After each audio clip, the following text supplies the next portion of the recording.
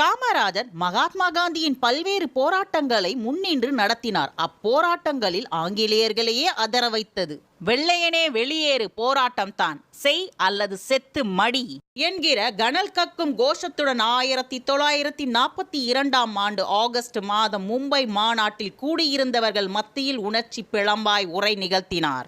மாநாடு முடிந்து தலைவர்கள் ஊர் திரும்பும் முன் பல தலைவர்கள் கைது செய்யப்பட்டார்கள். தமிழ்நாட்டிலிருந்து சத்தியமூர்த்தி முதலானோர் கைதாயினர். காங்கிரஸ் தலைவர்கள் யார் யாரை எங்கே கைது செய்ய வேண்டும் என்று வெள்ளையர்கள் பட்டியல் தயாரித்து வைத்திருந்தனர். காமராஜர் மும்பை மாநாட்டில் பெரும் பங்கு வகித்தார். காந்திஜியும் நேரும் கைது ஆனார்கள் என்பதை அறிந்தார். தன்னையும் கைது செய்வார்கள் என அறிந்தார்.